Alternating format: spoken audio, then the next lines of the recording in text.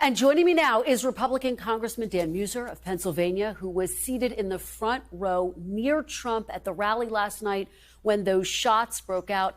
Congressman Meuser, welcome to Meet the Press. Thank you, Kristen. Nice to be with you.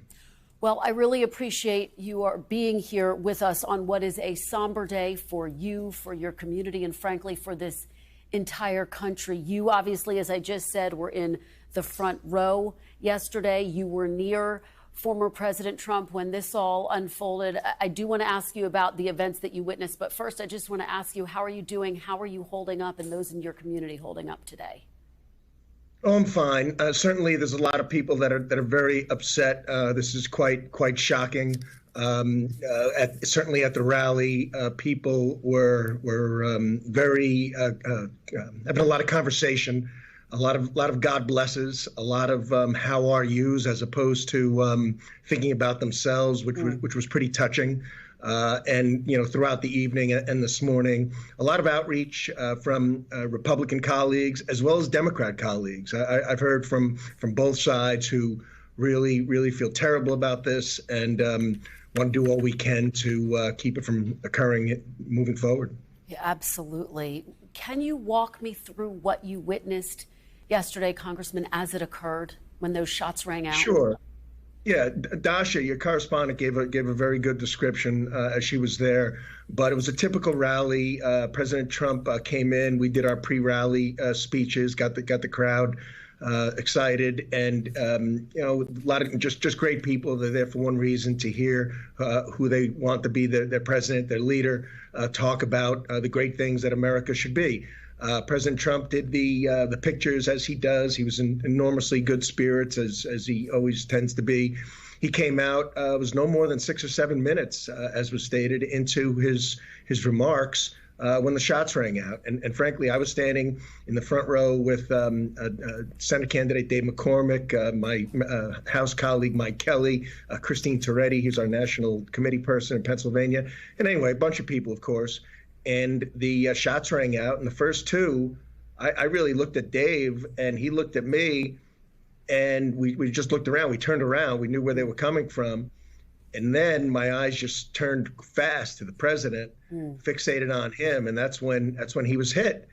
And he hit the deck. He didn't look like he went down from the shot, but he hit the deck and put his hand up on his head. And I really was thinking the worst. And so you get a surge of anger, of frustration, of wanting to do something. So we were trying to even get over the barrier. And then, of course, the Secret Service was on it immediately. They deserve all kinds of credit. They surrounded the president. And I'll tell you this, it was certainly chaotic. I mean, people were upset, people were screaming, but at the same time, it was controlled, particularly when President Trump put up his fist and let everybody know that he was okay. And I think that was a sign to everyone that they were going to be okay as well. You know, you said something in the beginning of this conversation, which is, of course, the question becomes how to prevent this from happening again. Obviously, we are about to have the Republican National Convention this coming week, the Democratic National Convention in August. Our political rhetoric in this country, undoubtedly, we have discussed this, has gotten quite heated at times. What do you think, what would you like to see happen, Congressman, to try to prevent something like this from happening again, to lower the temperature, quite frankly, right now? Yeah, well, this individual, let's face it, we'll get to the bottom of it. We don't know if he has mental illness or what his dysfunction is. And, if there were some flags prior to that, we need to do a better job in that regard. But look, the overall atmosphere, the environment, look, there's plenty of blame to go around.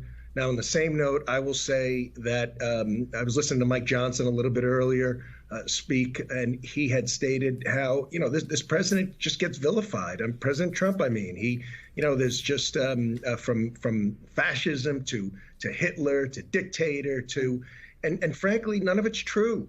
That's not what that's not what our Constitution's about. That's not what our Constitution Republic's about. That's not what our laws are about. So I can easily point that out, but I'm willing to state at the same time we all need to take a responsibility to cool things down, to say what we mean, but don't say it mean, to not get personal, to have dialogue rather than attacks. And from the words I heard from President Biden, and the words I've gotten from some fellow members, and primarily Democrats. I actually heard from Governor Josh Shapiro immediately as I was leaving. Hey, what happened? What can we do? Do we have enough state troopers who did a wonderful job as well? Just really sincerely caring about correcting this to the best of our abilities. Congressman Meuser, thank you so much. Our thoughts are with you, your community, obviously everyone who was injured, and the precious life that was lost there yesterday at that rally. We really appreciate your joining us. Thanks for watching. Stay updated about breaking news and top stories on the NBC News app or follow us on social media.